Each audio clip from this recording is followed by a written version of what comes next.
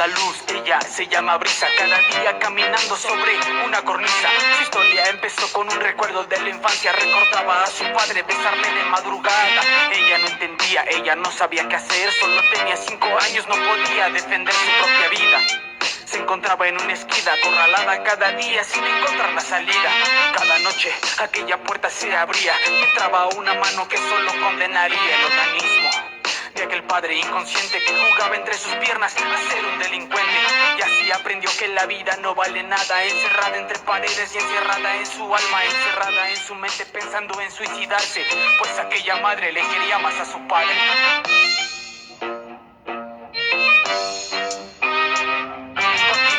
La historia, ella ya tiene 13, espera enamorarse de un hombre que la respete. Vivía en un cuento de hadas, vivía llena de amor, que había olvidado lo que el padre la dañó. Y así fue creciendo, ahora tiene 15, encontró una pareja que para ella es un eclipse. Cegando el dolor y cegando todos los males, decidieron vivir juntos y encerrarse en sus portales. Lo que ella no sabe es que él es un cobarde, y al darse cuenta ya fue demasiado tarde, la golpeaba la...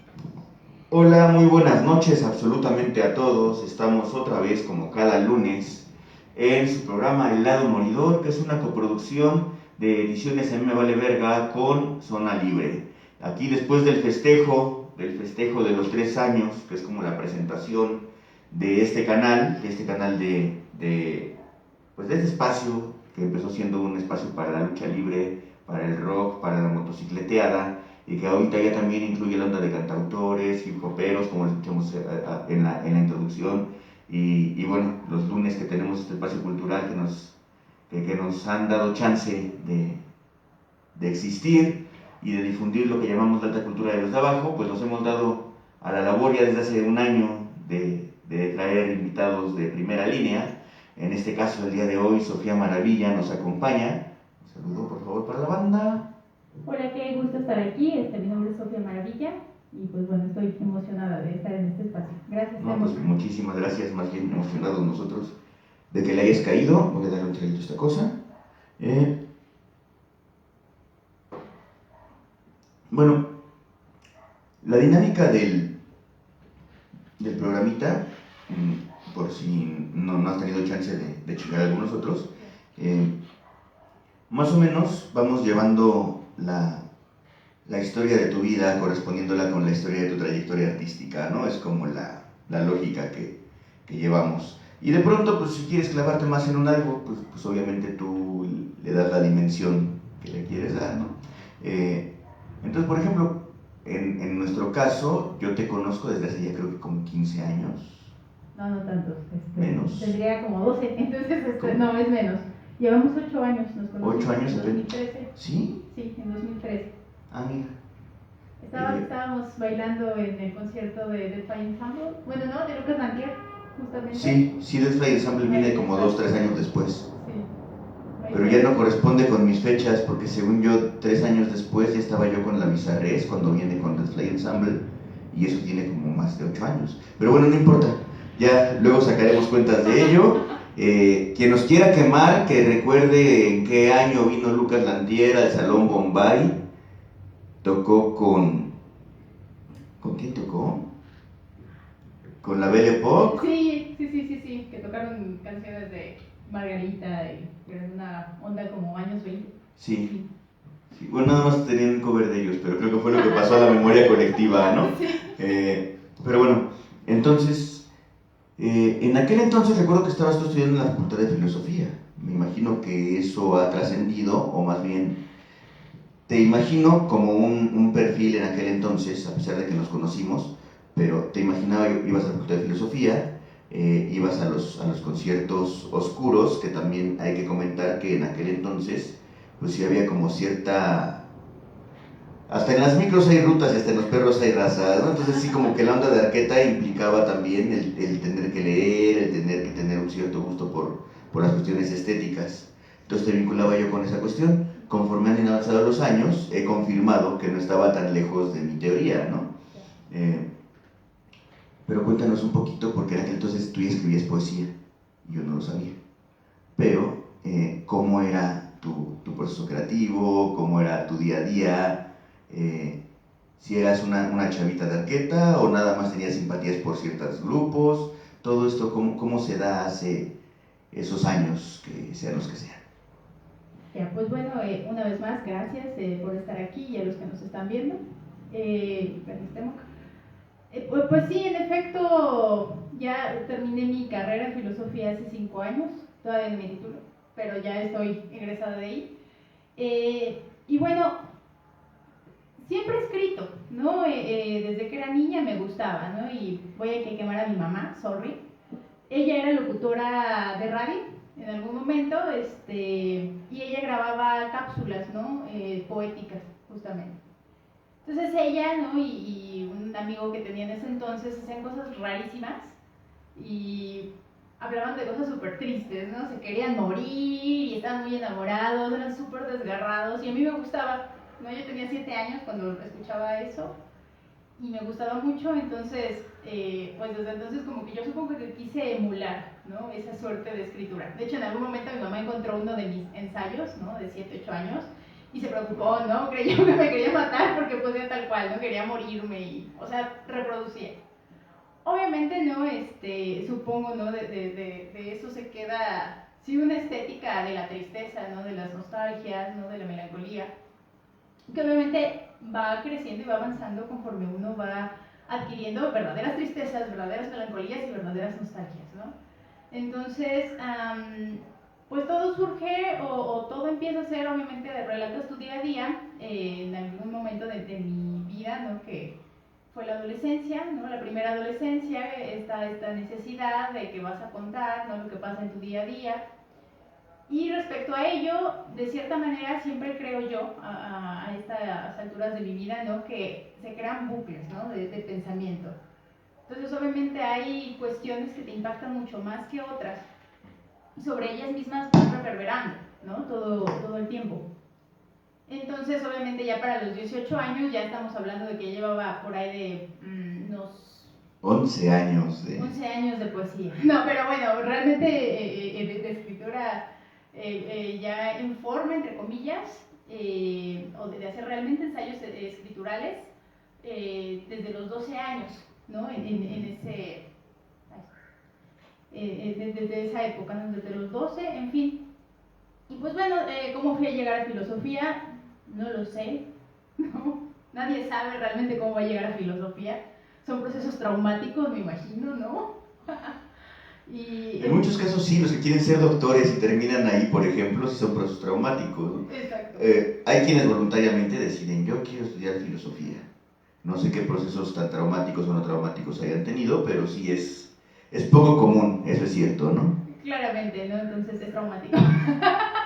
Claro, hay una voluntad, ¿no? Yo asumí estudiar filosofía. Actualmente no sé qué tan orgullosa me siento de haber asumido eso. Es broma. Pero en su momento yo estaba decantada por pintura, ¿no? Entonces iba a estudiar artes visuales, no estudié artes visuales, no me decanté por filosofía, porque ya saben, uno escribe muy bien.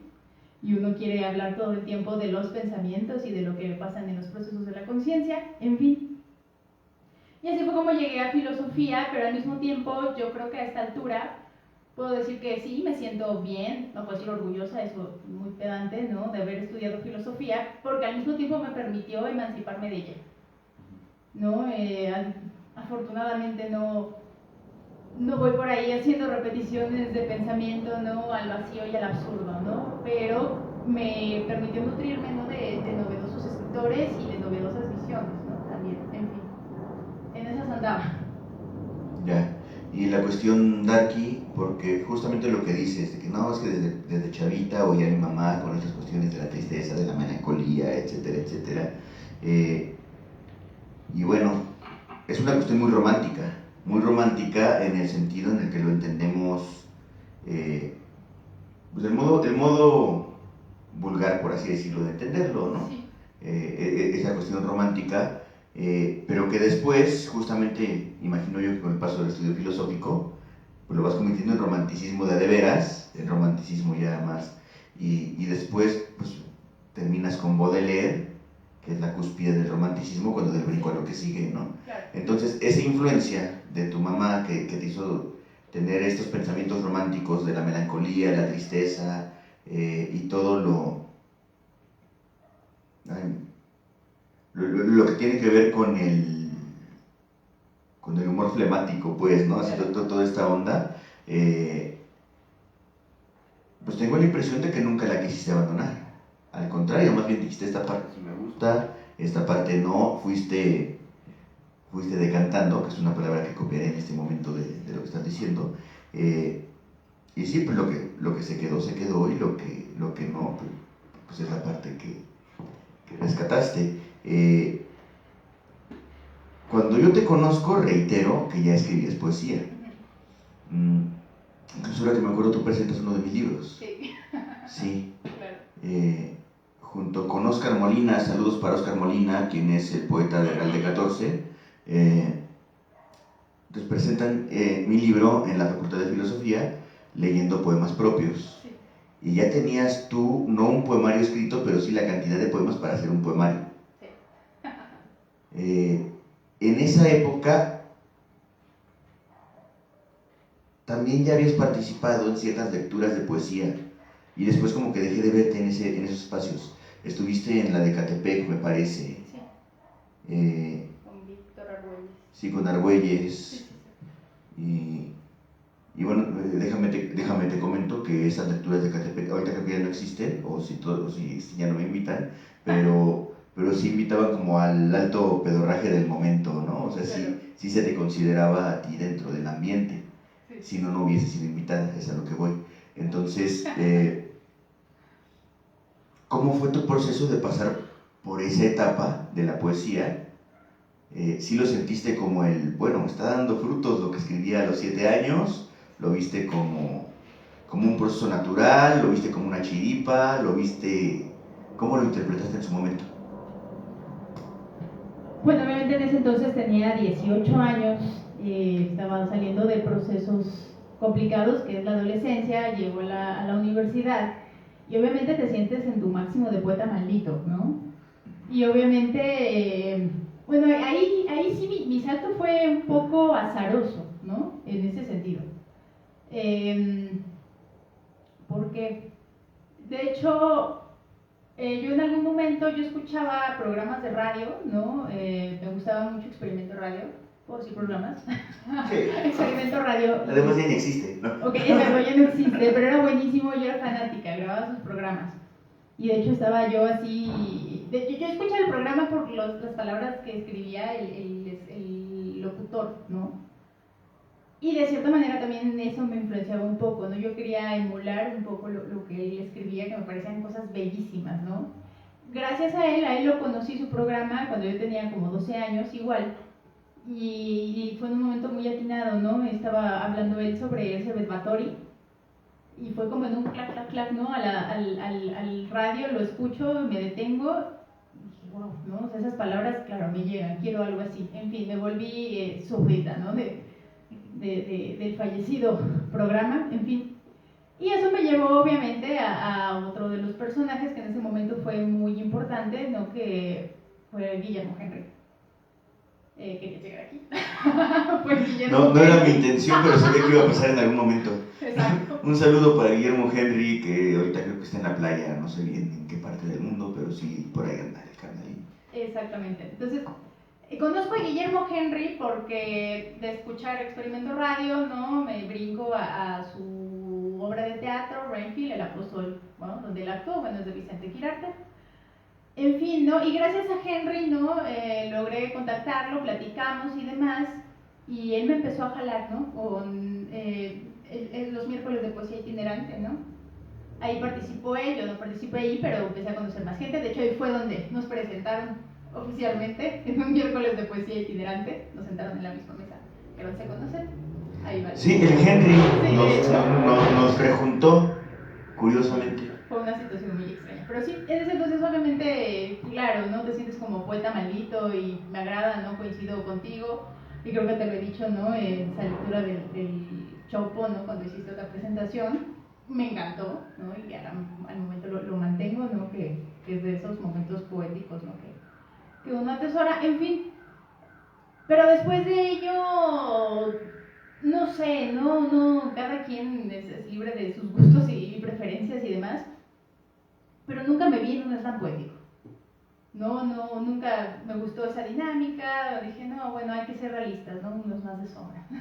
Prefiero las sombras, en fin. Y creo que todo eso que eran pequeños poemas terminaron deviniendo una escritura mucho más orgánica, mucho más estructurada, mucho más larga y de pulsión, ¿no? Que es finalmente la novela, que es donde yo me desarrollo, ¿no? Entonces, es un salto un poco cuántico. Claro, ahí en medio hubo un gran vacío, ¿no? Que es de ensayos fallidos de la universidad, ¿no? Entonces, ensayos fallidos que no son fallidos, ¿no? Al fondo terminan aflorando en la actual pulsión novelística. Te iba a preguntar justamente eso. Bueno, número uno del comentario es que no necesariamente hay que pasar por el slam poetry, ¿no? Sí. Hay mucha banda que... Yo nunca he asistido a uno. Estuve una vez en un concurso de verso destierro. Sí. Perdón, es más, estuve 2 veces, ¿no? Cosa de lo que me arrepiento tremendamente, y he estado en algunos slams como juez, pero en realidad siento que hay mucha banda que se puede llevar la vida en lecturas de otro tipo, ¿no? Pero entonces justamente en las antípodas de la poesía se encuentra tanto el ensayo como la novela. Claro. Sí son casi antitéticos, ¿no? Sí. El punto medio, yo diría, pues puede ser la narrativa, el cuento, la crónica, todo esto. ¿Pasaste por esa etapa o sí te aventaste el brinco, el salto mortal, así, de poesía a novela?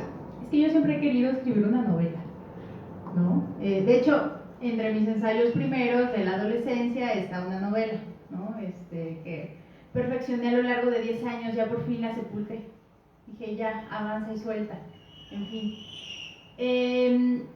Claro, ¿no? Obviamente sí he pasado por cuento. He escrito algunas cosillas, ¿no? De hecho, en algún momento Henry me hizo el favor de transmitir uno de mis escritos, uno de mis cuentos, ¿no? Pero me di cuenta que al final los cuentos que yo escribía tenían protagonistas en común. Me gustaba eso, ¿no? Enhebrar personajes, ¿no? Y personajes complejos, ¿no? Y aparte ahorita ya está súper de moda hablar del tema de los multiversos, ¿no? Y todo lo que pasa en cada esfera, ¿no? De algún capítulo.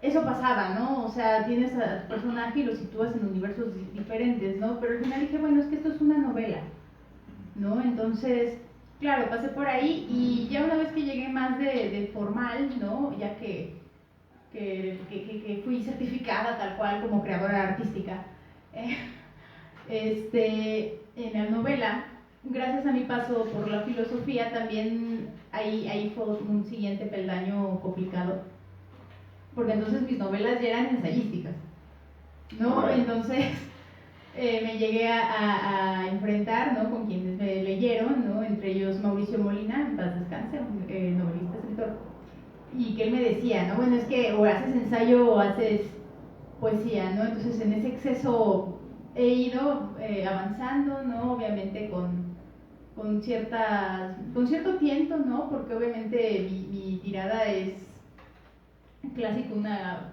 novela amplia, ¿no? Soy mujer de bastantes palabras, entonces creo que se puede ver. Entonces quiero eso, ¿no? Y sobre eso voy avanzando en cuanto a los procesos como escritora. Yo no he tenido chance de leer novela tuya. Nos reencontramos cada como 4 años y siempre me has platicado un poquito de qué van tus proyectos, claro, todo esto, ¿no? Entonces recuerdo, pues ya hace como no sé cuántos encuentros que estábamos en Regina y me contaste de tu novela, que era como la segunda versión o tercera, no recuerdo bien, pero en realidad nunca te he leído en ficción. En cambio, lo que sí he leído son tus ensayos, o más bien ahorita lo que me mandaste la otra vez, ¿no? Lo que estás publicando en periódico. Sí. Le veo una redacción que está muy chida, pero que no tiene mucha relación con lo novelado. No sé qué tan... sí, vamos, tengo que redondear el comentario. la novela experimental y el ensayo experimental sí tienen el chance de de cambiar de género cuando se les da la gana. Tu novela que me estás contando tiene esta característica de pasar de ensayo a novela, de ensayo a cuento, de cuento a poesía y todo esto. Ok. Entonces no me explico por qué te estaban criticando, la neta. ¿Alguna idea de qué es lo que ocurriera? ¿Alguien?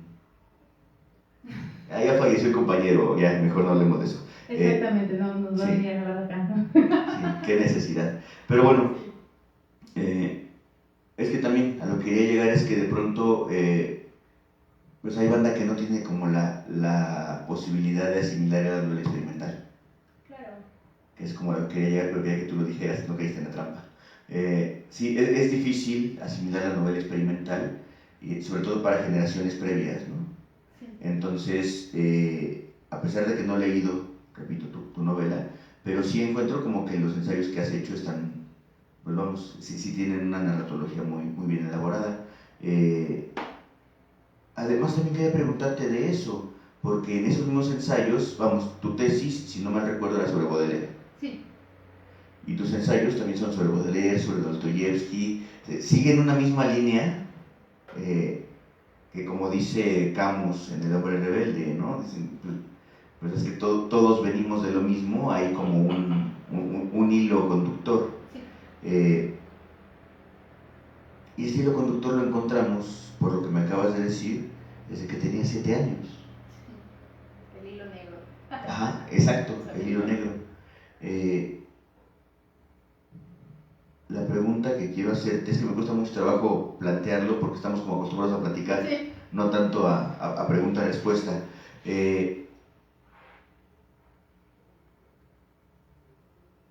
¿Cuáles han sido las lecturas que te han ido llevando por este camino? Ya hablamos del proceso creativo, ya hablamos de que empezaste con poesía, seguiste con este desmadre, Claro. pasaste un ratito por teatro, pasaste por ensayo, pasaste por todo esto. Y las únicas influencias que me has mencionado es la gente con la que estuviste en contacto que te ayudó a darle un empujoncito para participar en algunas cosas. Sí. Pero las gentes que has encontrado en literatura y que no te han ayudado de ese modo, pero que sí te han alimentado el alma, pues ¿cuáles han sido tus influencias a través del tiempo? Aprovechando que la pregunta es larga. Vaya, pues sí, definitivamente, una vez más, pues es que regresas al núcleo, ¿no? Regresas a lo que en casa te enseñan y a lo que tu familia va sembrando, ¿no? Sí, una vez más, culpa a mi madre, ¿no? Ella me arrullaba con canciones de Santa Sabina. Y pues todo eso se queda, ¿no? Mamá, ¿por qué me quiero morir? Pues porque quieres que me cantas, no, nos queremos morir, ¿no? No, mentira, nos queremos morir, ¿no? Nos queremos morir, ¿no? O sea, pues por eso, ¿no? Ya tienes tu respuesta, en fin. Pues bueno, obviamente, sí, yo creo que es como, o sea, si me pongo así a escarbar en la memoria, lo más darks a lo que yo puedo llegar de niña, ¿no? De niña a bebé, aparte, ¿no? O sea, te estoy diciendo que me arrollan con eso. Entonces, obviamente conforme voy teniendo más conciencia, pues me gustan esas letras, porque son cuentos para mí, ¿no? Me acuerdo esa de Luz de Mar, cómo me encantaba. Y había otra que me inspiraba mucho que se llamaba Canción para Louis. Y obviamente pues con eso hacemos el salto a Entrevista con el vampiro. No sé cómo en algún momento Anne Rice, a quien le escribí, bueno, es que le he escrito, ¿no? Ya estaba muerta. Pero le escribí en su honor un ensayo, ¿no? Que se llama El delirio vampírico, que se publicó en diciembre justamente en el periódico. Esa novela llegó a mí en formato fílmico previamente, ¿no? Obvio, ¿no? Pues, ay, como a todos. Como a todos, sí. Exacto, ¿no? Y te quedas fascinada con lo que ves. En algún momento, no sé cuándo, de verdad, o sea, es que es como todo bien difuso, ¿no? Pero son cosas que te van platicando. Tengo una tía que, o sea, de verdad ella me encanta, no escuchaba la banda El Recodo, pero leía Edgar Allan Poe, ¿no? Entonces me contaba cosillas, ¿no? Y de Edgar Allan Poe, y en algún momento lo empecé a leer también, ¿no? Y de hecho ahí tengo sus libros de ella, ya se los tengo que repasar. En fin. También, de cierta manera, ¿no?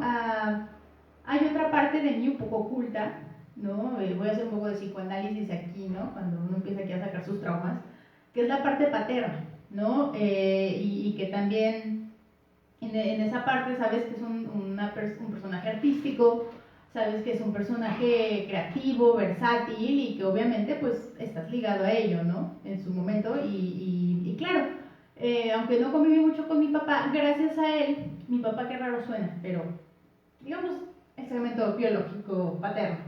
Él también de cierta manera las veces que llegué a convivir con él me contaba cosas. Y yo recuerdo mucho, ahí yo creo que fue mi primera intuición de Charles Baudelaire, o mi primer contacto.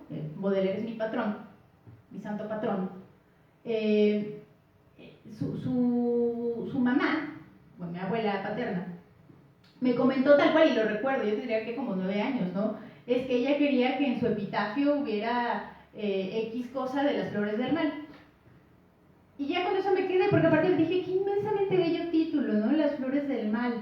Y obviamente, o sea, eso también se quedó, pero como ahí, ¿no? Atorado, de mi parte materna, que es donde más he estado, ¿no? También tenía un abuelo que me hablaba de cosas rarísimas, ¿no? O sea, me hablaba de torturas, ¿no? Así como, ay, abuelo, ¿y qué pasaba con la princesa, no? Y entonces la princesa era donde metían a esta gente y cerraban el sarcófago y salía sangre. Y me detallaba mucho, y eso me gustaba, ¿no? Era muy gore, ¿no? Y me contaba cosas terroríficas de los nazis y esas emociones, ¿no? De los rusos, de Rasputín, cosas así, en fin, y lo vas buscando. En algún momento, pues ya, ¿no? A los 8 años, sí quiero leer Drácula, y ya te lo dan, no entiendes nada, pero bueno, lees Drácula, Frankenstein, el canon común y corriente. Conforme voy avanzando, en algún momento encontré un libro de terror que se llamaba El Anticristo y resultó que era Nietzsche, ¿no? Yo tenía 13 años, seguramente va a hablar del diablo, pues no. Pero también me impactó, ¿no? O sea, llegó Nietzsche para obviamente hacerte tu cisma, ¿no? Respecto a lo religioso, ¿no? Obviamente ya después me volví a posicionar desde el malditismo bodeleriano sumamente católico. En fin, pero al respecto de ello, obviamente vas evolucionando y vas tomando cosas y vas buscando cosas afines, ¿no? Y conforme va tu mundo va ampliándose, vas llegando a otros lugares, ¿no? Con otro tipo de personas. En la prepa ya empiezas a leer un poco a Rimbaud, empiezas a leer un poco al canon maldito, pero yo, o sea, tengo que decirlo ya desde ahorita lo manifiesto, ¿no? O sea, yo me anclé a Baudelaire, ¿no? Fuertemente. Y bueno, de ahí ya en la universidad, obviamente muchísimas cosas se ampliaron, ¿no? Todavía más. Y ahí me empecé a clavar más bien con pensadores religiosos, ¿no? Con gnósticos, con San Agustín, en fin. Entonces yo creo que por ahí iría la vena, ¿no? Dostoyevsky llegó ya muy tarde, de cierta manera. Tendría yo unos 21 o 22 años, tarde no tarde, ¿no? Y bueno, se sigue ampliando la vena. Cuando hablas de los pensadores místicos, ¿te refieres a los medievales? Sí. ¿De qué corrientes más o menos? ¿Como quiénes fueron tus influencias medievales? Pues mira, justo o sea, también San Agustín de Hipona, ¿quién más? Exactamente, San Agustín de Hipona, ese sí, mi máster, ¿no? Máster, por cierto, bodeleriano. ¿No? Entonces, ahí va la Luego línea. discutiremos eso. Claro, Luego claro. discutiremos eso. Mi pero corazón bueno. al desnudo es un tratado agustiniano, completamente, no es un confesionario. ¿Quién más? Definitivamente me gustan... No podría decir que hablo de místicos como personajes, ¿no? Sino es como esta idea, ¿no? Un poco como el darle la vuelta al Dios católico, ¿no? ¿En qué sentido? ¿No? Obviamente en el cual podemos pensar incluso un Dios desde el gnosticismo, en el cual Dios es malo, ¿no? O sea, es un ente que puede ser brutal, que puede ser cruel, y con el cual, si lo pensamos de esa manera, sí podemos realmente entrar en esa comunión. Entonces, si lo pensamos desde ahí, ya Dios no nos es completamente ajeno. Ya, de hecho, ya está muy radicado en nosotros, demasiado encarnado, ¿no? Entonces, en ese sentido, puedo hablar, ¿no? de los pensadores místicos, ¿no? No soy experta, porque no, sino simplemente es como, te estoy hablando de un plenum donde todos conviven y se han ido mezclando, ¿no? Me gustan también, y eso sí lo retomo mucho en mi narrativa novelística,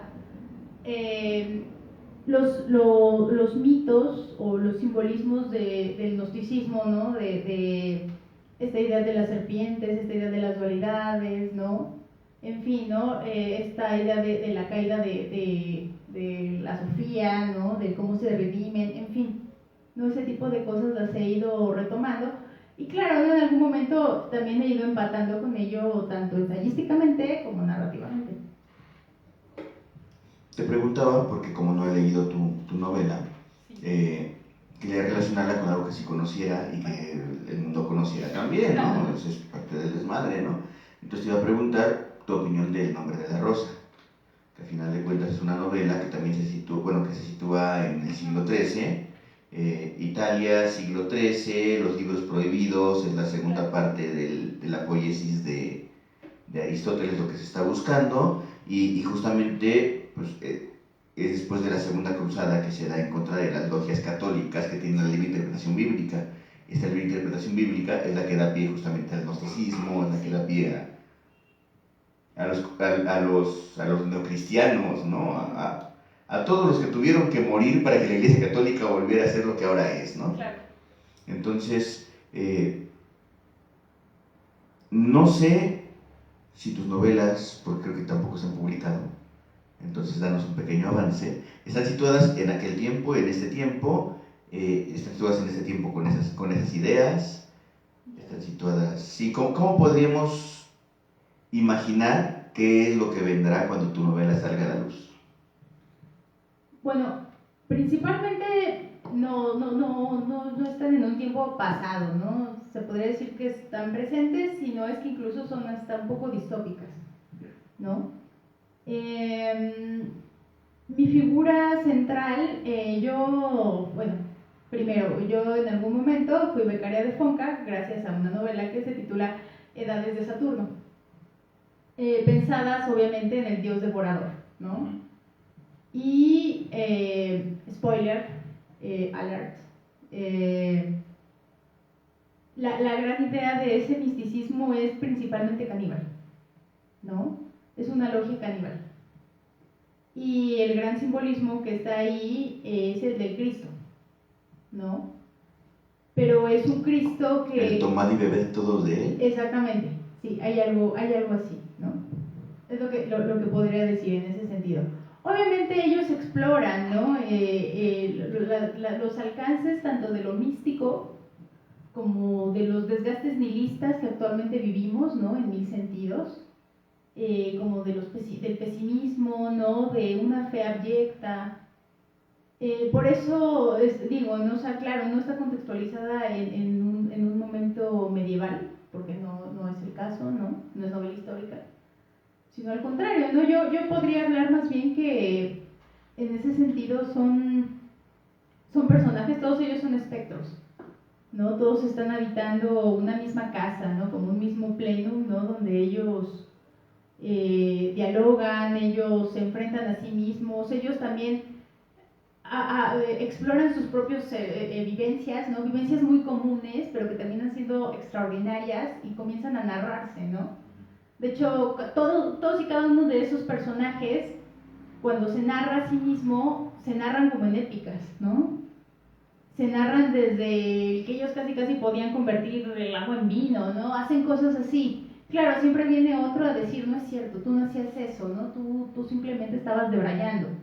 Pero todos tienen esta necesidad de narrarse a sí mismos y narrarse de una manera sumamente, ¿cómo se llama?, encumbrada, ¿no? Se vuelven... Enaltecida, exactamente, ¿no?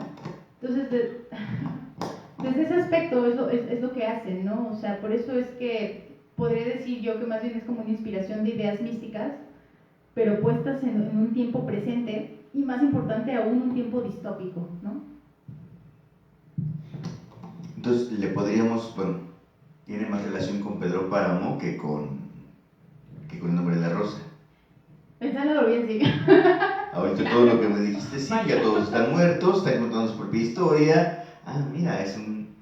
Aunque no sea Pedro Páramo, pero sí lleva un dejo estructural, ¿no? Claro, fíjate ahorita qué bueno que me dices eso. Para cambiarlo, ¿no? Para cambiarlo, porque no quiero ser... No. esa manera, pero, o sea, yo creo que la voz rulfiana es sumamente mexicana, ¿no? En ese sentido, claro, ¿no? O sea, somos unos que estamos narrados por él mismo, ¿no? Quién sabe, a lo mejor Dios es Juan Rulfo narrándonos. Pero otra influencia que no olvidé mencionar, ¿no? Porque no es Darqueta, es Gabriel García Márquez, ¿no? Sí, perdón, soy una romántica en el sentido bajo de la No palabra. sé, creo ¿no? que a veces sí es. Pero es A veces maravilloso. sí es Darqueto, no sé. Claro, es que sabes que tiene una cotidianidad de contarte incestos y zoofilia y contarte pedofilia que la romantizas. Ay, mira qué bonito el viejito de 90 con una niña de 13, ¿no? Y ya te enamoras de esa historia. O sea, claro, ¿no? Claro que... El amor en tiempos del cólera, no manches, ahorita Me Too no soportaría la...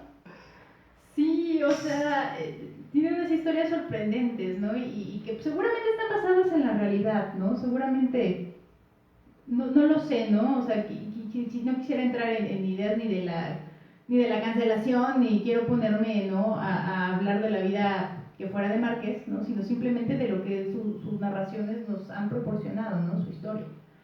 Sus historias, ¿no? Y claro, ¿no? En ese sentido, y eso lo descubrí, es que todos queremos escribir 100 años de soledad.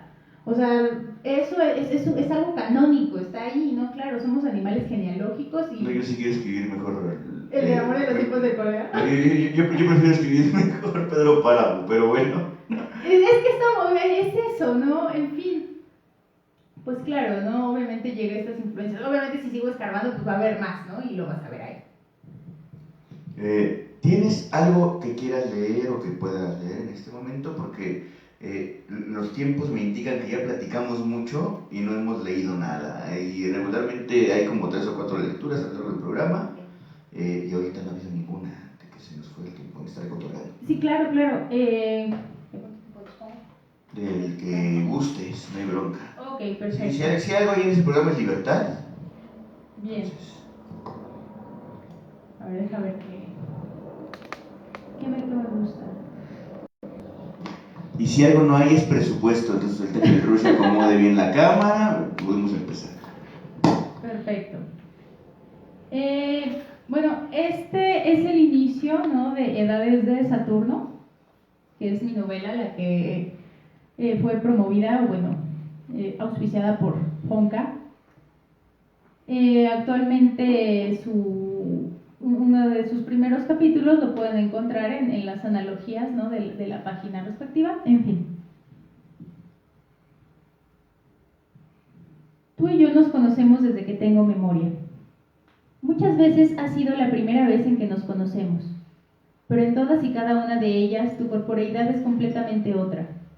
Sin embargo, en cada ocasión que siempre la vuelta al instante primigenio, me has obsequiado un pedacito de tu alma, de la misma manera en que yo te he otorgado desprendimientos de la mía. Si tuviera que describirte en pocas palabras, diría que tu imagen es la misma que poseen los Cristos muertos que duermen en las iglesias. Específicamente, esos Cristos coronados de espinas que reposan dentro de un féretro de cristal, para que todos nos sintamos acongojados y sublimados al contemplarlos, para que todos nos estremezcamos de pavor por su sangre y al mismo tiempo nos maravillemos con su belleza. Así pues, ese Cristo que sufrió, que murió, pero que aún no se nos revela como la divinidad resucitada, ese Cristo también fuiste tú. Pero no cualquier Cristo, no, sino aquel muerto que dormía en la capilla de la mansión de los cerezos, el hogar donde moraba Deus. Esa capilla ubicada en el claro de uno de los múltiples jardines, rodeada por arboledas tan frondosas que su caprichosa disposición recordaba los meandros griegos, solo que al centro no estaba Asterión, sino aquel cuerpo doliente que devino tierra fértil de mi inconsciente y que fuera una de las primeras imágenes que asimilo a ti, que camina siempre solo, querido amigo, y sin embargo camina siempre junto a mí.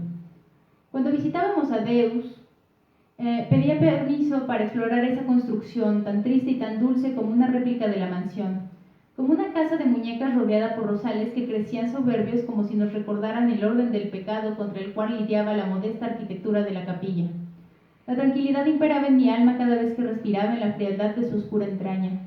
Y acaso unos vitrales amarillos daban luminiscencias a las efigies que habitaban en su interior, siempre perfumado de mirra. Y la parafina ardía en plegaria eterna y desesperada elevada desde el alma oscura de Amadeus, hombre piadoso que se comunicaba con Dios, pero al mismo tiempo usaba los medios que mi abuela me había enseñado, a través del fuego, como la teofonía con que Dios hablara a Moisés, como las flamas que asimilaran a la conciencia donde se consumaba el mundo, y solo entonces se elevaba diáfana para formar el espíritu como una densa nube que nos oculta de los sentidos y nos expandiera la visión de la realidad última. En el interior de esa capilla, una figura llamaba mi atención poderosamente, y toda vez que entraba en aquel recinto donde la madera crujía a mis pies, una devoción inconfesa aún para mi corta edad me arrastraba a contemplar, recostado en su féretro traslúcido, la imagen de ese Cristo muerto, sangrado, magnífico, revestido con su mortalidad que parecía perdida en el trance del último suspiro. Podía admirarlo durante largos instantes, podía perderme en su piel pálida y en los densos cabellos negros bañados en su sangre, en la contemplación de la frente martirizada por las espinas, en los pies y las finas manos perforados por los clavos con que le exhibieron frente a su público extasiado. Podía contemplar también la mortaja teñida por la herida abierta en el costado del torso, e irremediablemente me estremecía tan solo de observar la resina azulada que imitaba la muerte y me preguntaba si en algún momento, de tanto mirarlo, serían mis ojos correspondidos con el fulgor de la divinidad. Porque siendo yo tan niña como era en ese trance, creía que aquello era un dios, que cobraba vida y deambulaba entre las sombras del recinto, que tal vez quienes se atrevían a pasear por las madrugadas en el jardín de la capilla podrían ver la silueta del Cristo a través de los vitrales, y entonces se persignarían temerosos, creyendo que tal visión era más diabólica que celestial. A Deus le enternecía encontrarme tan absorta de mirarte. Me decía que algún día despertaría solo para contemplarme desde tu infinito amor. Quizá desde entonces Deus ya sabía que esa mirada tuya en realidad sería un reflejo de mi espíritu desgranado para hacerte vivir a ti desde mi entraña. Deus sabía que te daríamos a luz. Desde entonces, toda vez que encontré una efigie similar al Cristo muerto de Amadeus Wolff, la contemplé en absoluto silencio, y a pesar de que yo no creía ya en ningún momento volvería su vista hacia mí, aún así distraía la mirada por respeto e incluso por temor, tan solo para no profanar el sueño de los difuntos, temiendo que quizá el dios hombre recordara su estirpe titánica y se comportara con la soberbia característica de las primeras deidades. Aquella habría sido la primera vez que te encontré, pero no tenías el nombre con el cual te bauticé mientras dormías en el lecho mortuorio. Eras tan solo sublimidad materializada en porcelana, el único cadáver no susceptible a la putrefacción. Aquella sangre eterna que estaba representada en sus divinas sienes fue años más tarde mi obsesión cuando la vi manar en ti, pero en ese momento, siendo infante y siendo diáfana en mis pensamientos, no me representaba sino al Hijo único que Dios torturado por nuestra decadencia, majestuoso, para deleite mío, en su agonía. Y Deus sabía que yo quería estar dormida en tu lugar, que yo quería llevar tus divinas ropas y una corona en mis sienes virginales. Lo sabía porque me veía llorar de rabia y él lloraba junto a mí. Y desde entonces pensé que si había decidido configurarme en ti siendo Cristo, habría de configurarme también en tu grandeza. Habría de despojarte de tu nobleza y colmarme yo con ella. Y de mi sangre también debería ser dada la vida, así como me habías dicho tú que dabas la eternidad a quienes participaban de tu cuerpo, a quienes te devorábamos, hambrientos en el delirio de la trascendencia.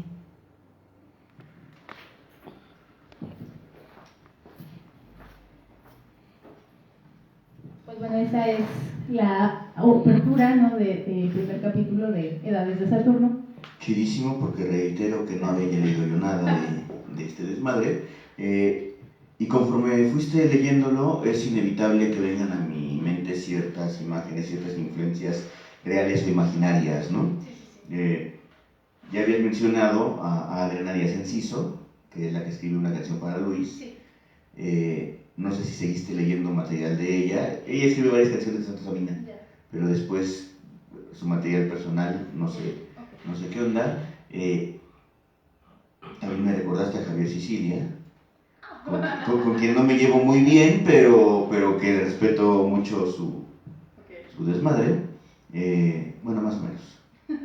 Bueno, la neta no, pero sí me gusta. Me gusta lo que hace, pero no me gusta el cómo, pues, no importa.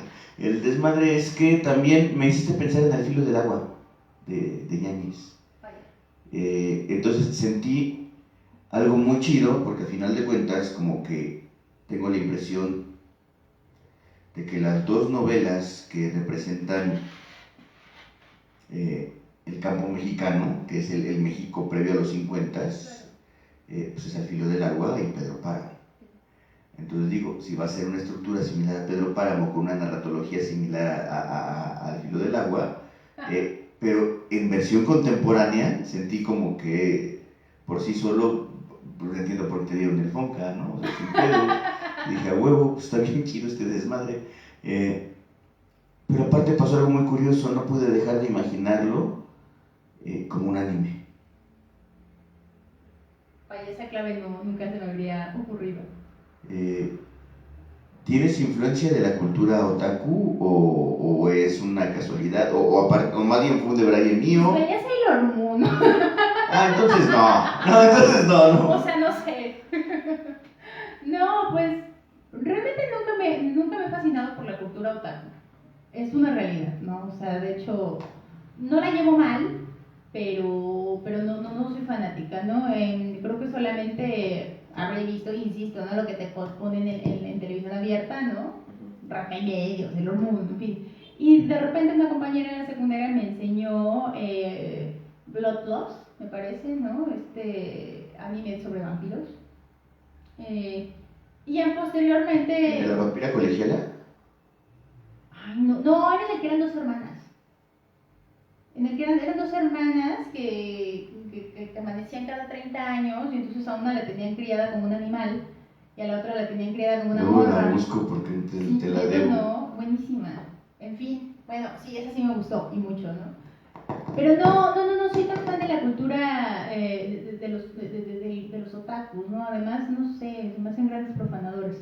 Me gustan los profanadores, pero hay que profanar también la tierra propia, ¿no? Pero no eso, dices. Claro. En fin, no, pero... Bueno, ahí. No, creo que es un vicio más bien que yo tengo, porque también cuando leí Momo, lo imaginé como un anime, ¿no? Sí, es como... No sé si los personajes me remiten a algo, más bien a ese como un pedo que yo traigo, ¿no? Sí, más bien disculpa.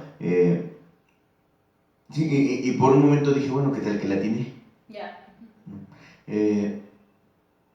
Esta novela fue hace 3 años, 4, 3, 2. Fue hace... Bueno, llevas un chingo de tiempo armándola, más bien. Exacto, sí, yo la empecé a los 15 años. No, si no es que desde antes. O sea, de hecho, la imagen del que es el Cristo empezó siendo una cosa muy extraña en la secundaria, ¿no? Ha ido mutando, claro, ¿no? Ha ido evolucionando conmigo y actualmente ya está, creo que, en una posible madurez, pero sí desde los 15 años. Y ya en el FONCA me permitió tener ciertas herramientas y lectores, ¿no? También que fueron los primeros en hacer una masacre, ¿no? Para que uno viera sus propios errores, entre ellos Mauricio Molina, ¿no? Que me decía esto, de que era muy ensayística, pues claro, ¿no? Vengo de ahí, de filos, ¿no? Entonces, pues... Sí, pero pues también Saramago es muy ensayístico, también, o sea, bueno, ya. Es que, ¿sabes qué? O sea, yo creo que hay una especie de pavor a la novela larga. O sea, entonces, de repente como que, bueno, no sé, yo soy muy fan de las novelas largas, ¿no? De que te describan todo a detalle, porque cada detalle es súper importante, ¿no? Y que haya pensamientos y diálogos internos. Y yo creo que ahí de repente, perdón, ¿no? Se pecaba un poco de la inmediatez del acto, ¿no? O sea, claro, pues es una novela de narcos, ¿no? Sí. Sí, recuerdo otra novela premiada, híjole, de por sí no creo que nos esté oyendo ese canal, ¿no? Pero por ejemplo, Comando Guillotina, ¿no? No sé si lo ubicas, es una novela histórica, pero es una especie de ucronía de qué hubiera pasado si la guillotina hubiese llegado a México y se lo hubieran tratado de vender a Pancho Villa. Entonces, es una novela cómica de corte histórico, pues que modifica la historia, ¿no? O sea, sí. Entonces, cuando esa novela ganó el Fonca, sí dije, bueno, pues está divertida la chingadera, pero así como que. Pues no, al contrario, en vez de ofrecer algo, creo que nos está quitando, ¿no? Y ya, pues de pronto, más bien también es lo que te quería comentar cuando te dije, vamos a hablar del Fonca. Lo siento, ¿no? Pues que de pronto, más bien, tenemos un Fonca que está premiando a cosas que valen la pena, pero también está justificando pues un gasto. Ya, sí. Entonces, ese gasto debe de durar tantos meses y debes de encontrar reportes, debes entregar reportes en cada tanto tiempo, de cada tantas cosas, y al final de cuentas, pues la bronca es justamente esa, ¿no? Que terminas haciendo algo que no es lo que tú quieres hacer. Es complicado, ¿no? Siempre que uno debe dar una respuesta políticamente correcta, empieza con eso. Es complicado. Pero aquí no te apures, ¿eh? No, por Mira, eso. ni te van a estar viendo, mira. ¿Quién sabe? No, mira, lo voy a hablar sinceramente, obviamente es broma, ¿no? Pero esto es complicado porque justo no podemos tomar la parte por el todo, ¿no?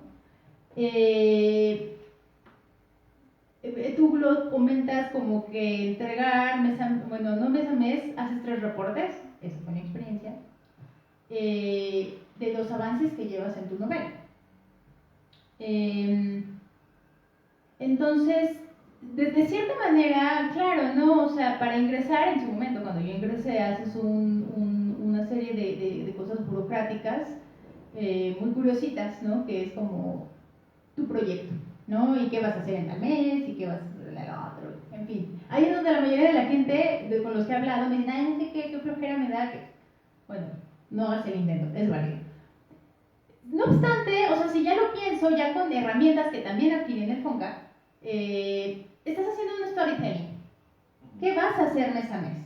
Porque si te lo están dando es justamente para que tengas un pequeño amparito, ¿no?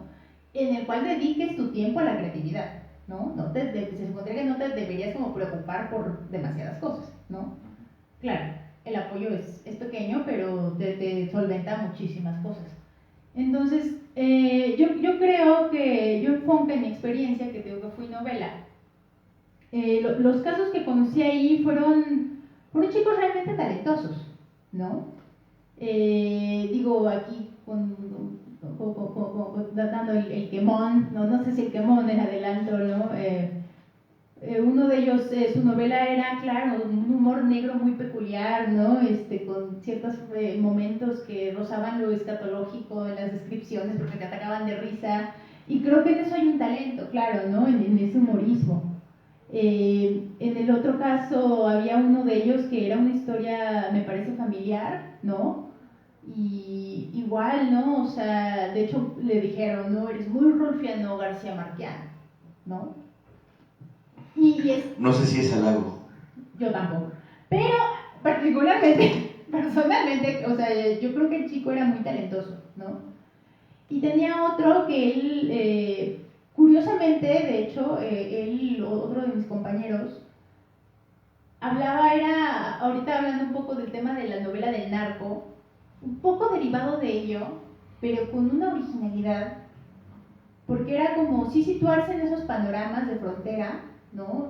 Tanto geográfico como limítrofe en cuanto a temática, pero hablaba más bien me parece como algo así del sesgo de la brujería, ¿no? En esos lugares. O sea que yo creo, no lo sé, pero a lo mejor no están tan explorados, ¿no? O sea, esos nexos que se tienen respecto a la fe que surge en esos ambientes límites, ¿no? Entonces, yo vi proyectos interesantes. Y obviamente también vi otros que me parecían muy malos, ¿no? No los vi en letras, de ser sincera, ¿no? Los vi en otras lugares y digo, en otras disciplinas, pues. Pero volvemos al punto, ¿no? O sea, tal vez es cierto que al final estuve en Jóvenes Creadores, y Jóvenes Creadores obviamente te está hablando de eso, ¿no? Personas que van empezando, que se están puliendo, que seguramente a lo mejor lo que viste al final no te gusta y le haces, pues, ¿esto qué es, no? Bueno, a lo mejor tú no eres bailarín, ¿no? O a lo mejor tú no eres teatrero. Que los teatreros de esa ocasión fueron buenísimos, ¿no? También proponían cosas muy interesantes. También es cierto, ¿no? Que hay mucha gente que habla de fuera, de los que va a sonar muy raro y que no se tome mal, ¿no? O sea, gente que jamás se ha quedado en FONCA, ¿no? Y que eso no tiene nada que ver, ¿no? O sea, yo hice mi papeleo, me olvidé de eso y de repente me llamaron y me dijeron, hazte FONCA. Y yo no tengo ni contactos, yo no tengo nada, ¿no? Entonces la gente era como, ah, sí, porque tienes contactos, ¿no? Claro que no. ¿no? O sea, yo creo que en ese aspecto, al menos cuando yo estuve, fue muy democrático, ¿no? Y claro, ves de todo, hay muchas realidades, hay muchos estratos, ¿no? Hay gente que tiene ya la vida, entre comillas, resuelta, ¿no? Al menos económicamente. Y hay quienes al día a día se parten, ¿no? Y entonces eso se ve y se refleja, ¿no? Entonces yo creo que en ese sentido, yo no lo cuestionaría, ¿no? Quizá podríamos pensar, ¿no? Es como una vertiente, ¿no? Que lo podríamos cuestionar a lo mejor el Sistema Nacional de Creadores, ¿no? Que obviamente son becas más grandes, que obviamente son por más tiempo, ¿no? Y a lo mejor, o sea, no es que yo diga porque yo fui joven creadora, ¿no?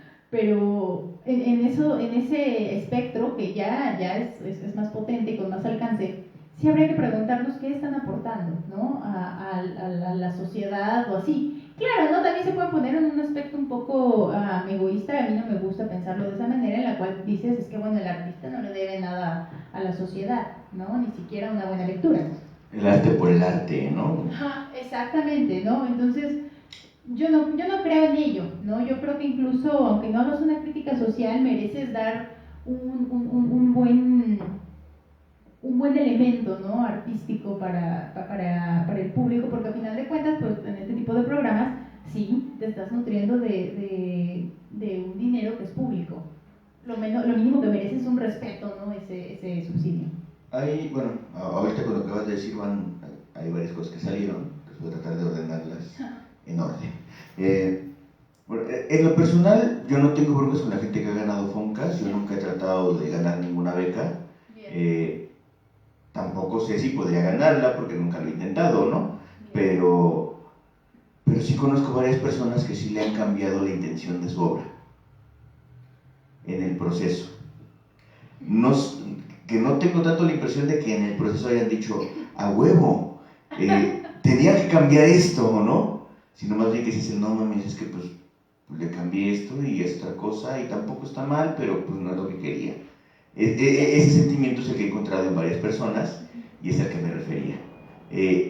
Como tú dices, y eso es muy cierto, no tengo por qué generalizar. Más bien ese fue un error mío y creí que estabas en esa situación por lo que me comentabas de que te estuvieron diciendo que no le pongas tanto ensayo, no hagas esto, no hagas el otro. Siguiente punto, acabo de recordar que ahorita en España hay Antonio Orihuela, un gran máster y valedorcillo, bueno, muy buen valedor allá de las Españas. Hay un movimiento que justamente se opone a ciertas becas para cierto tipo de arte, justamente porque dice, pues, que si el varo viene del erario público, pues el arte debe de servirle al público. Si le damos una pinche beca enorme a gente que en plástica hace arte abstracto, que no sirve para nada público, pues entonces estamos quitándole dinero a todos para dárselo a un alguien. En cambio, si damos para arte popular, arte público, arte urbano, está justificado, es como la lógica. Y por último, quería decirte que se me hace bien curioso que comentes esto, de que la diferencia entre arte por el arte y la diferencia entre, en literatura y un museo de propaganda, porque justamente con Los Malditos, o en la antología de Los Malditos que hace Verlaine, pues nacen las dos corrientes, ¿no? Por un lado está Mallarmé con el arte por el arte, y Baudelaire es el que representa el arte para algo, ¿no? Entonces se me hizo un argumento muy baudeleriano el que dijeras, pues hay que hacer arte para algo, con las becas de Conaculta, hay que hacer arte para algo. Pues qué te digo, es lo que uno es y lo que todo autor te hace, ¿no? Bueno, primero, curiosamente, Baudelaire estaría muy en contra de las becas del FONCA, ¿no? O sea, porque claro, él estaba en contra de esta idea de, y lo voy a decir, el artista parasitario, ¿no? Obviamente es un panorama completamente otro, nosotros no tenemos grandes mecenas, son becas de 8,000 pesos al mes, ¿no? En fin, pero ahorita lo recordé en efecto, ¿no? De que Baudelaire diría, no estoy de acuerdo con una beca del FONCA, y sin embargo la tomaría él. Y ahora, la primera pregunta que me haces, la intención. Fíjate que, claro, ¿no? Me decían, Mauricio me dijo, no, o ensayística o narrativa, casi no escribes bien, ¿no? Me destrozaron en esa ocasión, ¿no? Quienes comentaron, ¿no? Hubo quienes me dijeron al contrario, ¿no? Y después como en las chelas, así como que, güey, morra, no manches, ¿no? O sea, escribes un chingón. Y hubo quien no, hubo quien también se agandalló. Tuve la fortuna de conocer a Mauricio y tuve también la oportunidad de conocer a mi segundo tutor en FONCA, que se llama Dante Medina, escritor de Guadalajara. Y bueno, él también, ¿no? Nos dio otra suerte de herramientas, ¿no? De lecturas y demás. Y en algún momento, igual, ¿no? Claro, me destrozaron y me dijeron, es que no sabes ni de lo que estás hablando. Vaya, es fuerte. Y llegado el último momento, claro que yo atravesé, es muy personal, yo atravesé por un proceso complicado porque dije, bueno, creo que sí es verdad, ¿no? O sea, 500 cuartillas por una beca FONCA pues es demasiado, ¿no? Y yo 500 cuartillas siento que es poquito, ¿no? Claro, hay que depurar, esa fue una herramienta que me dieron, aprende a depurar, ¿no? O sea, está bien hablar mucho, pero cuando cada palabra vale, por supuesto, ¿no? Y más en la escritura, ¿no? A lo mejor ahorita que hablamos muletillas. Pero en su momento al escribir, claro, ¿no? Hay una economización, pero esa economización no tiene que ser austera, ¿no? O sea, tiene que ser enriquecedora. Y segundo punto, claro, ¿no? Te pueden cambiar la intencionalidad, porque me decían, y que sea más gore, y que sea más... Y yo no quiero una novela gore, justamente esa es lo que a mí me encanta, y ahí sí me siento muy feliz de mis caníbales. No son gore, ¿no? Mis caníbales se depuran por otras situaciones y hay otra suerte de escenarios más abyectos que la sangre, ¿no? Hay una escatología ecuménica, ¿no? Es una escatología ecuménica, no una escatología gore, pues, ¿no? Una escatología coprofílica, pues. Sí, claro, ¿no? Porque me decía, quiero ver rituales, es que no vas a encontrar eso en mi novela, ¿no? Si en algún momento Edades de Saturno se publica y buscas eso, no va a haber rituales, y si los hay, no hay sangre, ¿no? En fin. Y punto número 2, llegó un momento en el que en mi último encuentro, o sea, hace 3 encuentros en FONCA, simplemente me amaché y dije, es que mi palabra y lo que yo escribo es exceso, punto. Y no me voy a reducir y no voy a hacer lo que me están diciendo. Habrá lo que tomas, pero habrá otras cosas que vas a defender lo que tú haces, punto. Y si te cambia la intención, o sea, pues entonces, amigo, ¿qué onda, no? Cuestiónate tu situación como artista, ¿no? Ya no, ya no, ¿Qué pasa? Estuvo, creo que trae el colímetro integrado. 1, 2, 3, ya rebasé el colímetro. ¿Te quitan el FONCA en algún momento en caso de que no les hagas caso o nada más si no entregas tus... Si no entregas tus reportes, ¿no? Ese es lo grave, ¿no? Lo grave. Porque obviamente tú adquieres un compromiso, ¿no? Adquieres el compromiso de que vas a estar puntualmente entregando tus reportes, ¿no? Pero eso a ti no te obliga a nada, ¿no? O sea, no te obliga a pegarte a esa intencionalidad, no te obliga, no vuelvo al punto. Yo creo que ahí es un salto no quiero decir de fe, sino de disciplina respecto a lo que tú estás haciendo, ¿no? Entonces, en ese aspecto creo que es un poco errado, ¿no? Decir de repente como, ay, me cambiaron y porque no, nadie te amenaza. Eso es una realidad. No sé, claro, ahorita cómo sean las políticas, ¿no? Si en algún momento ya estén pidiendo ciertos lineamientos. No, tú tienes libertad creadora, ¿no? Absolutamente. Y ahora, pues sí, claro, ¿no? En efecto, es que siempre es bien complicado, ¿no? Hablar del arte por el arte, porque no sé, yo creo que si el arte por el arte no es arte, ¿no? O sea, no sé qué sea, pero arte no es, ¿no? Y eso tampoco tiene que, o sea, por ejemplo, en efecto el arte abstracto, ¿no? Que ves unas cosas rarísimas, ¿no? Y que tienen ahí un montón de sustentos debajo, ¿no? Es complicado, ¿no? También, porque también es caer en un terreno fangoso, porque porque a alguien sí le va a significar. Y a alguien eso sí le va a decir, claro, ¿no? Eso es la revolución, ¿no? El arte abstracto todavía, pero el arte conceptual, cuando la obra invisible, ¿no? O estas madres que están de moda. Exacto, o, pero... vean, este tabique, pues es un tabique, güey, conozco un chingo, ¿no? Y así te dicen, lo que pasa es que comprimimos tierra de las fosas comunes de cada... no, pues chido tu desmadre, pero si no te lo avisan... Sí, y es exacto, ¿no? O sea... es difícil, ¿no? Claro, también es cierto que abusan mucho en cuanto al conceptual porque pues pasan por alto algo que es muy importante, que es el impacto estético, primero, ¿no? Primigenio, ¿no? Está ahí. Ahora, en segundo punto, ya recordé que se me estaba yendo, claro, también hablar de fondos para la cultura colectiva, ¿no? Para la cultura comunitaria. Hay que tener cuidado también, ¿no? Porque evidentemente ahorita hay programas que atienden a ello y han caído de repente en cosas bien populistas. Exactamente. Así. A mí me ha tocado ver, no sé, te pongo un ejemplo, ¿no? O sea, te contratan como para intervenir el espacio público y te ponen a barrer. O sea, está bien, pues, o sea, no me cuesta nada barrer, no me cuesta nada recoger la basura. Pero entonces mejor dime que voy a hacer trabajo comunitario. Yo tengo cierta bronca y bueno, sí. Que ahorita ya agarren a los grafiteros como rotulistas, ¿no? Cámara, te vamos a dar tanto varo porque pintes las fachadas de la colonia, todo chingón, pero pues va a ser esto y va a ser... bueno, ya entendimos. Hace como año y medio hubo una mesa redonda donde nos entrevistaron a varios personajes y una de las preguntas era qué opinábamos de las becas.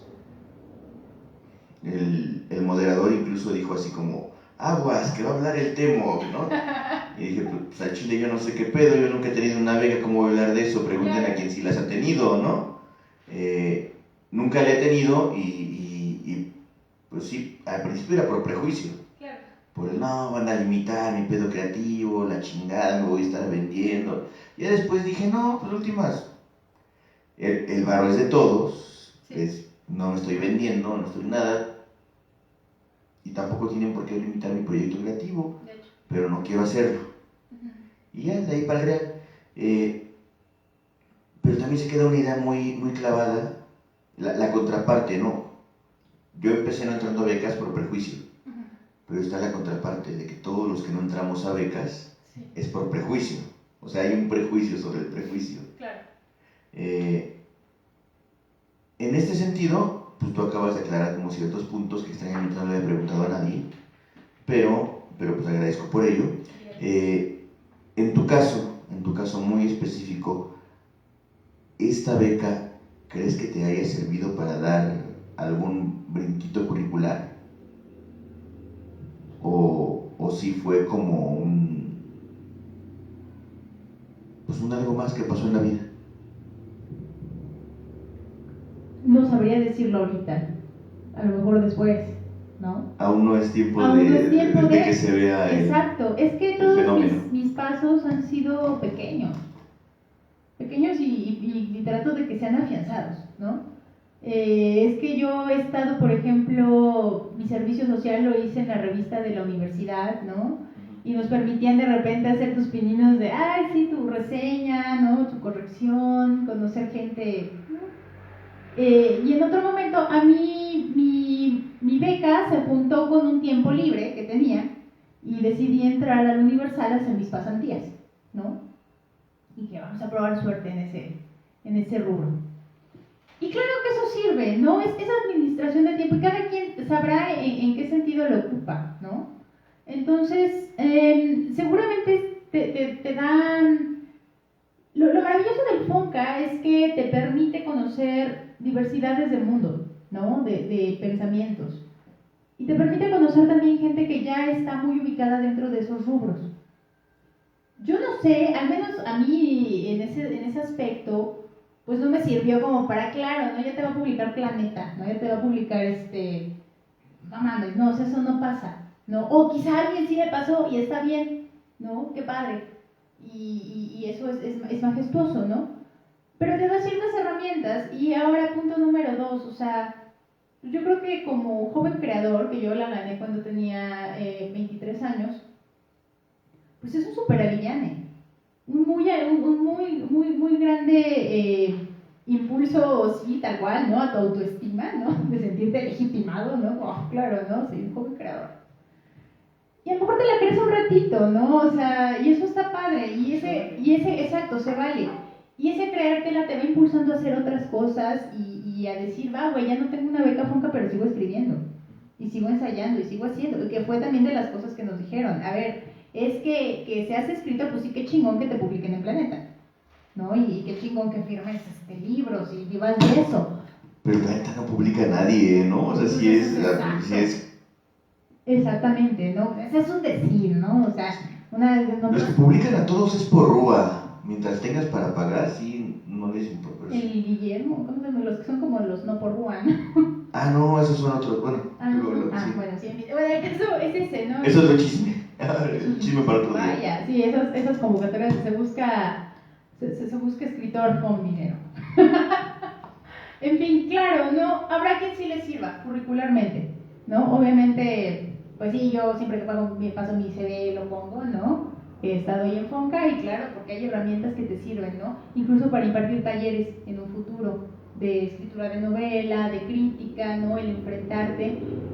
Más que sí curricularmente, pero aparte son herramientas que te dan a ti para esta otra parte que desde hace rato quería como sacarlo, ¿no? Cuando me dijiste que en el periódico yo escribo ensayo, pues sí, porque a final de cuentas una cosa es trabajo y otra cosa es placer, ¿no? Una cosa es el trabajo y otra cosa vocación, y qué padre que tu vocación sea tu trabajo, pero también qué tortura que tu vocación sea tu trabajo, ¿no? Entonces pues hay que jugar ahí un poco, ¿no? Capotearle. Es que de pronto, y es algo que poca gente entenderá, sobre todo los que ya viven de su vocación, sí. Cuando se convierte en trabajo es más la parte que no te gusta de esa vocación, ¿no? No, pues soy escritor, la chingada, no sé qué pedo, cámara, pura corrección de estilo, ¿no? Y de temas que no te gustan, bueno, va, órale, va, cámara, ¿no? Sí, todo lo que uno ame va a tener una parte delgada donde se puede romper el ánimo y cuando algo se vuelve trabajo, pues también hay que entrarle a eso, ¿no? Sí. Pero en tu caso, bueno, los textos que leí, pues sí son temas que te laten, está chido. Sí, es que, o sea, claro que yo estoy como, hay ocasiones en que simplemente el trabajo se hace, ¿no? Y punto, te guste o no te guste, lo haces. Lees a la persona que te cae mal, en fin, criticas y berreas por quién está publicado en tus kits, en fin. Pero creo que la parte grata justamente, ¿no? Y que yo me he tratado de mantener firme, ¿no? Es que como en una labor periodística, que actualmente estoy en ello, me he esmerado en que lo que yo escriba sea algo que a mí me gusta, que a mí me deje, que me potencie, ¿no? Porque te voy a escribir algo que no me interesa. Si lo tengo que escribir, pues lo escribiré. Pero procuro ello, ¿no? Procuro aportar temas que a mí me gustan, que a mí me enriquecen, ¿no? Como pues hablar de Anne Rice, ¿no? O sea, pues qué padre, ¿no? Que te permitan y te paguen por escribir de Anne Rice, ¿no? O escribir sobre Dostoyevsky, su mística profética, bla, bla, bla, ¿no? En fin. Pero también es cierto que actualmente en el periódico también cubro eventos, ¿no? Hago notas y digo, me mandan a cosas padrísimas, ¿no? Estoy en la sección cultural, entonces hay cosas muy interesantes, ¿no? De todo se saca algo bueno. Y en el espectro de las entrevistas, he tenido la oportunidad de conocer muchas personas que curiosamente de repente no tenías ni idea de quiénes eran y wow, ¿no? O sea, y son instituciones. Y los conoces y aparte en cuanto hablas con ellos son una cosa generosa en sus conocimientos, en su manera de ser, ¿no? O sea, que dices, es que yo quiero hacer esto. Es inspiracional en ese aspecto, ¿no? Y esa es la parte que disfrutas, ¿no? Conocer gente que su vida es su vocación, o sea, sí, su vida es su vocación, ¿no? Más allá de dinero y todo, porque, ay, bueno, claro, no, pues es del SNI. Pero más allá de eso, porque ser un pendejo, ¿no? Que realmente no aporta nada. Pero los que yo he entrevistado, porque aparte yo es como, yo quiero entrevistar a ese, ¿no? O sea, me parecen magníficos, ¿no? O sea, yo en algún momento salió la oportunidad, no sé, Ayala Blanco, Jorge Ayala Blanco, el crítico de cine, y yo levanté la mano, ¿no? Así, y ahí voy y me enfrento toda nerviosa porque, bueno, está pues, Jorge Ayala Blanco, ¿no? O sea, y vas y descubres que Jorge es una cosa maravillosa, ¿no? Y te cuenta y platica, y aparte me encantó porque me dijo, oye, y vi la ontología del Fonca, que te dice, tomó 5 minutos para leerme, entonces dije, claro, es que yo quiero ser como esta persona, ¿no? O sea, quiero eso que es maravilloso. Entonces, claro, habrá momentos en los que pues de repente pues, habrá cosas que no te gusten, y ni modo, se hacen, ¿no? Es trabajo, justamente por eso es trabajo, ¿no? Pero digamos que hay otras situaciones en las que, claro, es sumamente disfrutable y sumamente enriquecedor, ¿no? Y de eso, y trato de quedarme con ello, ¿no? En algún momento, en la parte que decimos de que uno realiza las labores que no le gustan, me tocó transcribir entrevistas. Y era pues, entrevistas justamente a premios nacionales de... entonces transcribí una entrevista de 2 horas a Sebastián, que es un güey que me cae muy mal, tanto como persona como artista, ¿no? Que yo siempre estoy cabuleando de que las obras que hace, cuando empiece la Tercera Guerra Mundial, se van a unir para generar un Voltron, y todo este desmadre, yo estoy chin. Cuando transcribí la entrevista dije, este güey es un cabrón. Como entrevistado me cae muy bien, o sea, como persona, o sea, y ya cuando lo conoces en otro ámbito, dices, no, es una persona completamente distinta. Y en efecto también me resultó muy inspiracional esa entrevista, porque como que estoy, pues este güey puede ser tan chingón, cualquiera puede ser tan chingón. Claro. Después de decir mis pendejadas, ¿tienes ganas de leer algo más? Sí, me aviento con algo. Esa voz me agrada. ¿También va a ser de tu primera novela o encontraste...? Veamos, es pequeñito, ¿no? Justamente también es una parte de la novela, aunque ha ido configurando la novela. Son 2 fragmentos, estos fragmentos que de repente se te ocurren y que según yo pueden ser comprendidos perfectamente como fragmentos en absolutos, ¿no? No sé cómo llamarlo, pero que han ido configurando, ¿no? Entonces leo estos 2, pues bueno, ¿no? Adelante.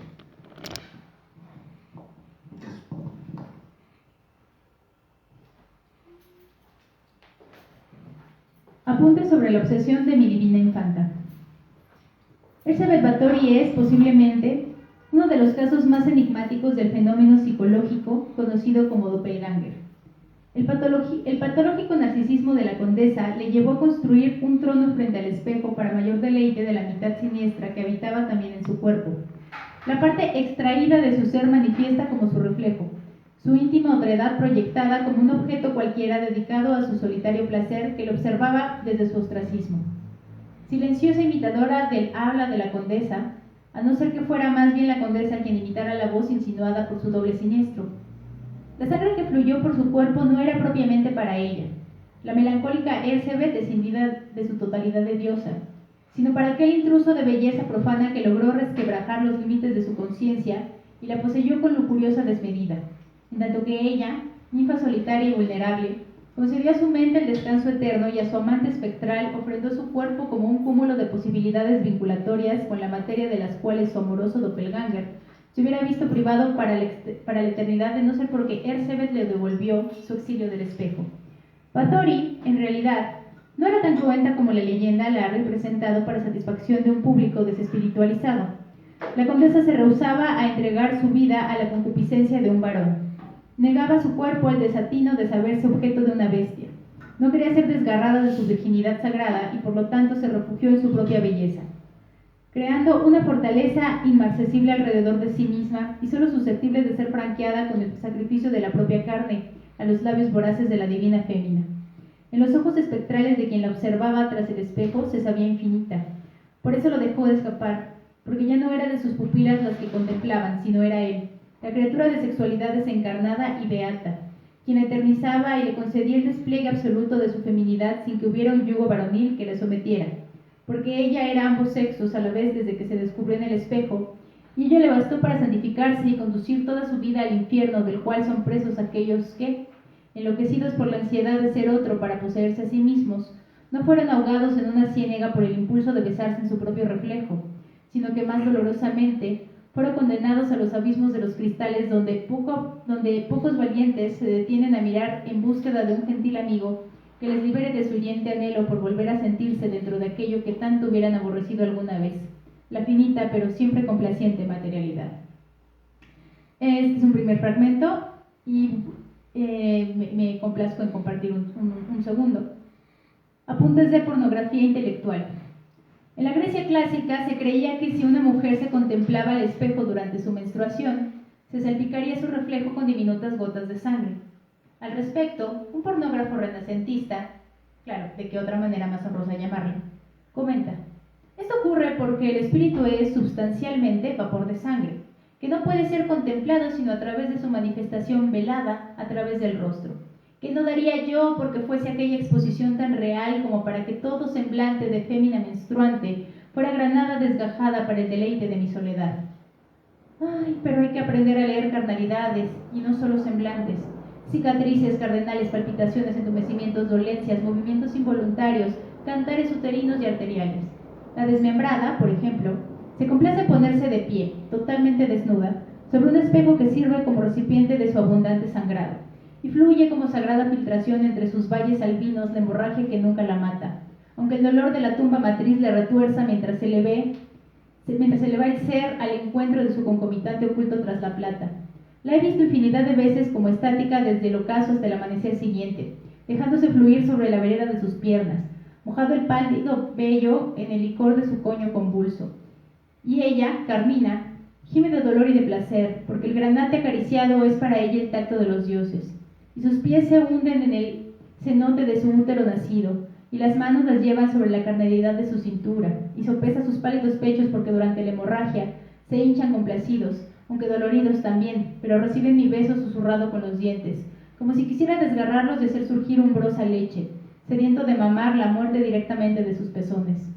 Y cuando mi amada desmembrada yace como virgen de mármol devorando corazones para recuperar la vitalidad de su tierna pubertad, yo me embebo la ambrosía aún cálida y la carne toda la divinizo con el espíritu de mi sombría princesa, y conservo, cuan fanático devoto de su oculto sexo, manejado por el deseo que de sus cavidades surge con violencia y me penetra al mirar directamente su rosáceo santuario, los espejos que conservan el reflejo de mi diosa siempre agonizante, y en ellos siempre me contemplo, salpicado de su sangre, y me complazco de existir esclavizado en las cárceles viscerales de mi reina caníbal. Ambos fragmentos son de una sección de Edades de Saturno que se llama De los diarios del placer y la carne. Bravo. Este recurso que estás utilizando, no, neta, bueno, quienes nos dedicamos a lo experimental, yo también, aunque mis novelas no han dado toque alguno con la luz en ningún momento, pero sí está mucho la intención de mezclar justamente el ensayo con la novela, de meter el filosofema cada que se pueda, el monólogo interno, todo el soliloquio incluso, ¿no? Ese tipo de desmadres. Estos dos pequeños ensayitos, porque podríamos considerarlos como tales, inmersos dentro de la novela,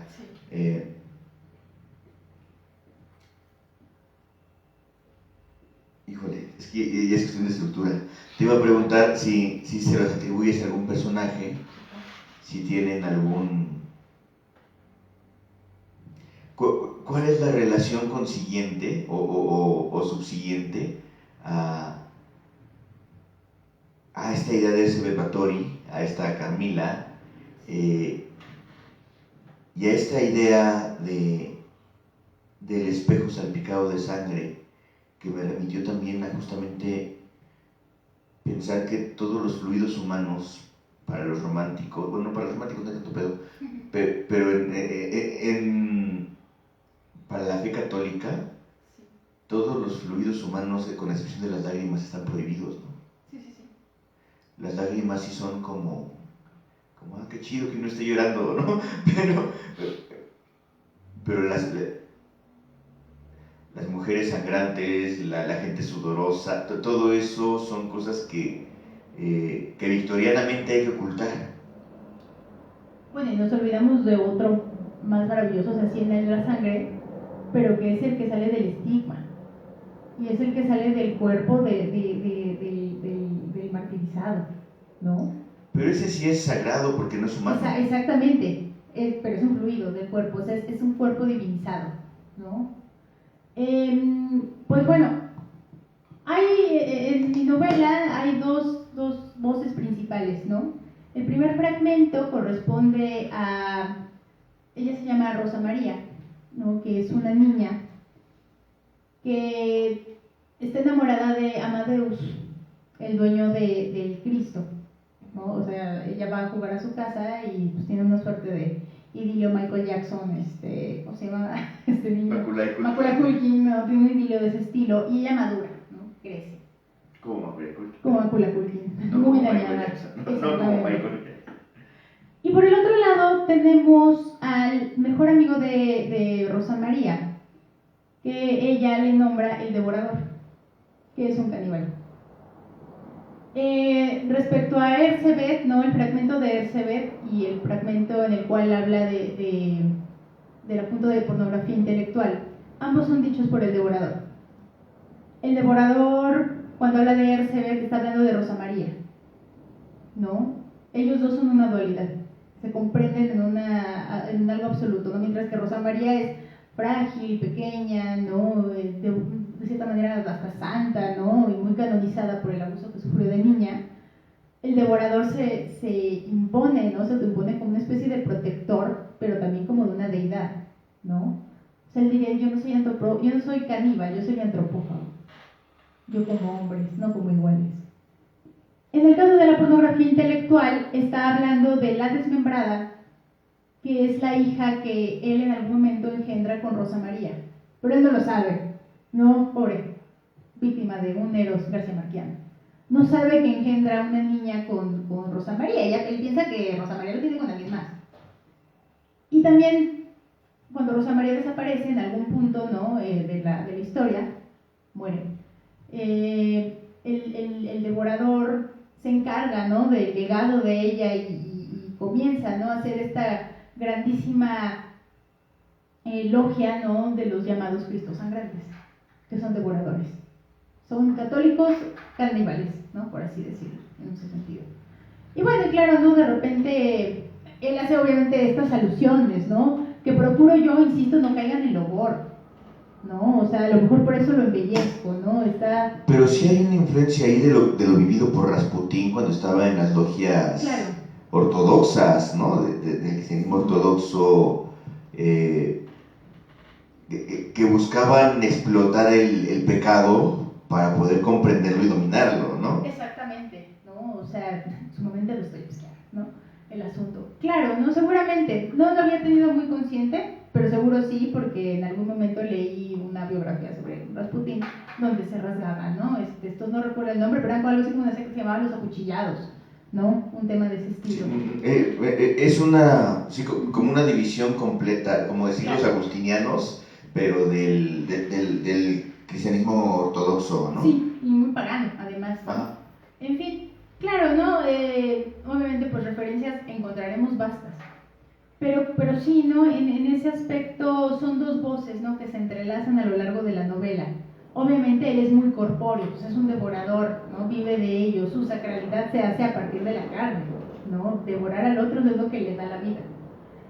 Pero también es esa fragilidad o sea, yo lo quiero pensar de esa manera, ¿no? En el contemplar precisamente la sangre, ¿no? Que en todo momento aparece, ¿no? De este estilo. Y claro, ¿no? La idea de salpicar los espejos, ¿no? Como también un poema baudelairiano que yo gusto mucho de él, que es Cántico de la fuente de sangre, me parece, tal cual se titula, ¿no? Y a veces me parece que mi sangre, bla, bla, bla, ¿no? Y recorre las calles de París y claro, ¿no? Pues la sangre al final de cuentas es un simbolismo valiosísimo de lo que nos es identitario, pero que también es derramado, ¿no? Es lo que nos comunica con el otro. Pues el tiempo se nos ha acabado. No sé si quede algo en el tintero que nos quieras comentar, alguna invitación, alguna convocatoria, no sé, cualquier cosa que nos quieras decir, es buen momento para hacerlo. La neta, yo quedé muy contento de haber conocido al fin tu obra después de chingoscientos años. Al fin conozco de oídas, aunque sea. Pero no solo de oídas, de platicadas, porque si hemos estado hablando, la mitad de la entrevista fue sobre la obra. En realidad fue lo que se llevó, creo yo, valió la pena. No fue nada más chismes del Fonca, no fue nada más chismes de la adolescencia, sino que sí hubo un avance, que no lo veo yo como spoiler, sino velo como tráiler. De hecho. Sí, fue el tráiler ¿algo que quieras comentar, algo que quieras decirnos? Pues bueno, nada más como para cerrar, ¿no? Si en algún momento hay alguien que se interese, ¿no?, en lo que yo escribo, bueno, puede consultar mi trabajo periodístico en la página del Confabulario, suplemento cultural de El Universal. No es propaganda gratis, es que ahí está alojado mi trabajo periodístico, mis ensayos sobre Dostoyevsky, mis ensayos sobre Baudelaire, en fin. Y punto número 2, actualmente estoy creando yo una red que tal cual se llama Cristo Sangrante, ¿no? Más abajo pondré el enlace, ¿no?, por si quieren verla ahí. Ahí están mis escritos que son un poco más íntimos, ¿no? Cuentos, estos fragmentos, ¿no?, pensamientos, en fin. Y claro, ¿no?, si en algún momento pues queremos hablar, igual por redes sociales aparezco como @cristosangrante. Muchas gracias también. No, gracias a ti por haber venido, y gracias a Rush, que está en los descontroles técnicos contrarrudos, como cada lunes. El COSAM ya no quiso venir, le dije, y se echó para atrás. Lo que pasa es que tú no estás para saberlo ni yo para contarlo, pero lo contaría para que todo México se entere. Acaba de ser el aniversario número 3 de Zona Libre. Ajá. Y quedamos en situaciones no muy libres, ¿no? No, estuvo muy bien el evento. Gracias a todos los que asistieron, a todos los que nos vieron por internet, gracias a todos los presentes en ese momento y a todos los ausentes también. Muchísimas gracias. Y bueno, muchas gracias a ti por haber asistido a este lunes. Les agradecemos a todos. Gracias sobre todo pues, a la banda que nos sigue semana con semana, ¿no? Y si hay algún nuevo televidente, o no sé cómo se diga, Facebook vidente, o el término y neologismo que corresponda, muchísimas gracias también si es que nos sigues de aquí en adelante. Tú, sí, tú el que nos está viendo, no te hagas güey. Me despido, yo soy el Temoc Saucedo. En los descontroles técnicos contrarrudos está el Rush, nuestra invitada de hoy, Sofía Maravilla. Y recuerden que es lunes del Lado Moridor. El Lado Moridor lo vemos cada lunes a las 8 de la noche, más o menos. Y pues eso es todo. El alcohol en ayunas es dañino, pero empeda más rápido. La decisión es suya.